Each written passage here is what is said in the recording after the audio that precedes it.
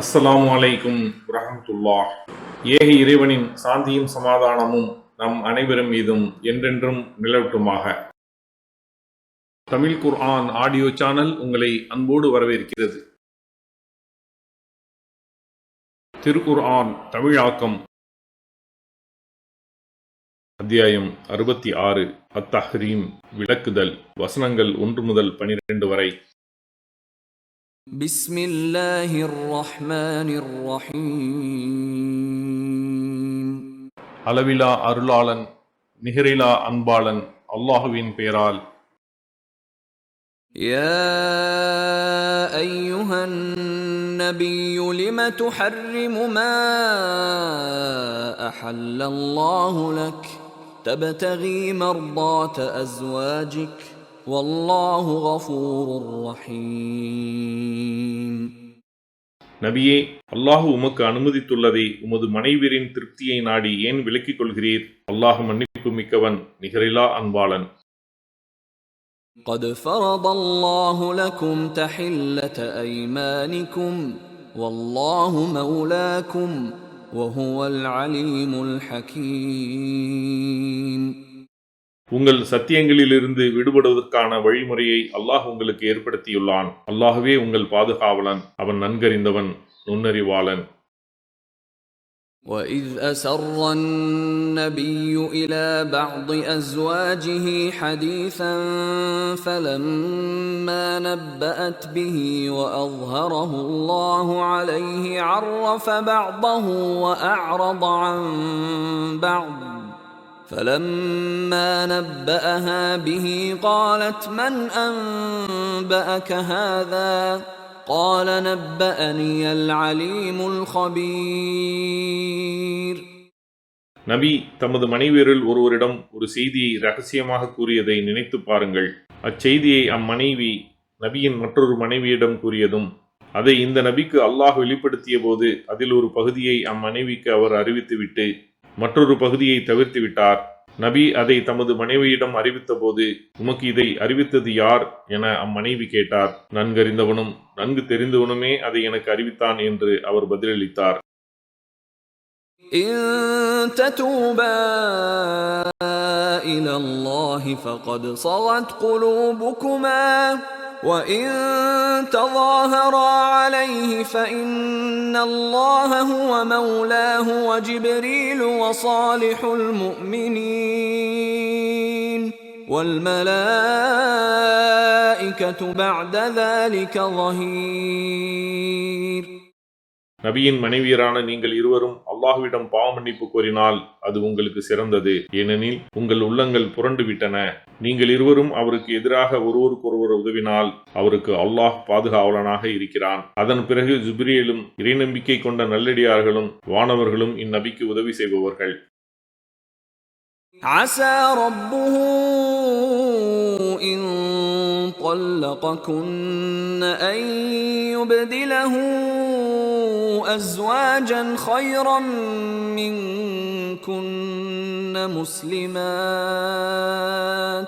مسلمات مؤمنات قانتات تائبات عابدات سائحات ثيبات وأبكارا.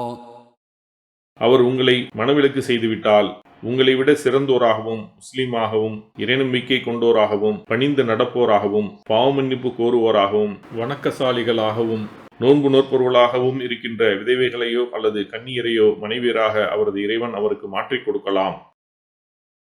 يا أيها الذين آمنوا قوا أنفسكم وأهليكم نارا وقودها الناس والحجارة عليها ملائكة غلاظ شداد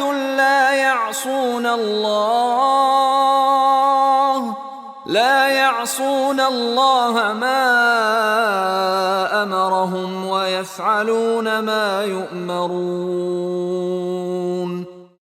இறை நம்பிக்கை கொண்டோரே, உங்களையும் உங்கள் குடும்பத்தாரையும் நரகத்தை விட்டும் பாதுகாத்துக் கொள்ளுங்கள். மனிதர்களும் கற்களுமே அதன் எரிபொருளாவார். அதில் கடினத்தன்மையுடன் வலிமை மிக்க வானவர்கள் உள்ளனர். அவர்களுக்கு அல்லாஹ் ஆணையிட்டதில் அவனுக்கு மாறு செய்ய மாட்டார்கள். அவர்களுக்கு ஏவப்பட்டதையே செய்வார்கள். يا أيها الذين كفروا لا تعتذروا اليوم إنما تجزون ما كنتم تعملون. இறை மறுப்பாளர்களே, இன்று சாக்கு போக்கு கூறாதீர்கள். நீங்கள் செய்து கொண்டிருந்தவற்றுக்கே கூலி வழங்கப்படுவீர்கள் என்று கூறப்படும். يا أيها الذين آمنوا توبوا إلى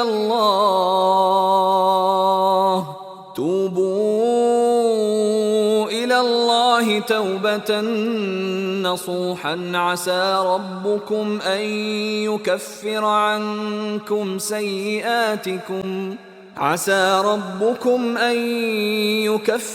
عنكم سيئاتكم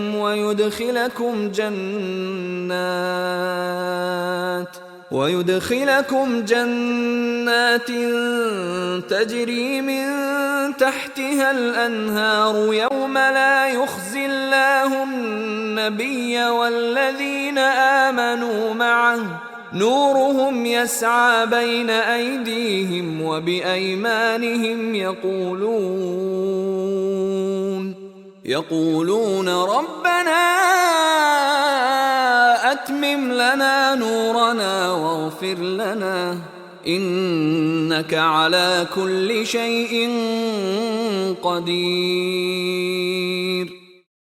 இறை நம்பிக்கை கொண்டோரே, உள தூய்மையுடன் அல்லாஹ்விடம் பாவ மன்னிப்பு கோருங்கள். உங்கள் இறைவன் உங்கள் தீமைகளை உங்களிடமிருந்து அழித்து உங்களை சொர்க்கங்களில் நுழையச் செய்யக்கூடும். அதன் கீழ் ஆறுகள் ஓடும். அந்நாளில் நபியையும் அவருடன் இருக்கும் இறை நம்பிக்கை கொண்டோரையும் அல்லாஹ் இழிவுபடுத்த மாட்டான். அவர்களின் ஒளிச்சுடர் அவர்களுக்கு முன்புறத்திலும் வலப்புறத்திலும் விரைந்து கொண்டிருக்கும். எங்கள் இறைவனே, எங்கள் ஒளியை எங்களுக்கு பூரணமாக்குவாயாக, எங்களை மன்னிப்பாயாக, நீயே ஒவ்வொரு பொருளின் மீதும் ஆற்றலுடையவன் என்று கூறுவார்கள்.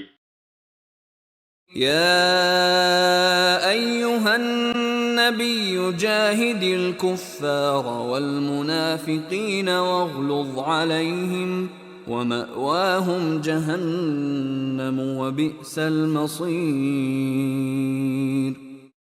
நபியே, இறை மறுப்பாளர்களையும் நயவஞ்சகர்களையும் எதிர்த்து போரிடுவீராக. அவர்களிடம் கடுமை காட்டுவீராக. அவர்களின் தங்குமிடம் நரகம், சேருமிடத்தில் அது கெட்டது. ضرب الله مثلا للذين كفروا امرأة نوح وامرأة لوط كانتا تحت عبدين من عبادنا صالحين فخانتاهما فلم يغنيا عنهما من الله شيئا وقيل ادخلا النار مع الداخلين. இறை மறுப்பாளர்களுக்கு எடுத்துக்காட்டாக நூஹின் மனைவியையும் லூத்தின் மனைவியையும் அல்லாஹ் எடுத்துரைக்கிறான். அவ்விரு பெண்களும் நமது நல்லடியார்களான இரு அடியார்களின் கட்டுப்பாட்டில் இருந்தனர். அப்பெண்களோ அவர்களுக்கு துரோகம் செய்தனர். எனவே அவர்களால் அல்லாஹ்விடமிருந்து அப்பெண்களை சிறிதும் காப்பாற்ற இயலவில்லை. நரகத்தில் நுழைவோருடன் நீங்கள் இருவரும் நுழையுங்கள் என்று அப்பெண்களிடம் கூறப்பட்டது. وضرب الله مثلا للذين آمنوا امرأة فرعون إذ قالت رب ابن لي عندك بيتا في الجنة ونجني من فرعون وعمله ونجني من القوم الظالمين. நம்பிக்கை கொண்டோருக்கு எடுத்துக்காட்டாக ஃபிரௌனின் மனைவியை அல்லாஹ் எடுத்துரைக்கிறான். என் இறைவனே, எனக்காக உன்னிடம் சொர்க்கத்தில் ஒரு வீட்டை கட்டுவாயாக. ஃபிரௌனிடமிருந்தும் அவனது நடவடிக்கைகளிலிருந்தும் என்னை காப்பாற்றுவாயாக. இந்த அநியாயக்கார கூட்டத்தாரிடமிருந்தும் என்னை காப்பாற்றுவாயாக என அவர் இறைஞ்சியதை நினைவூட்டுவீராக.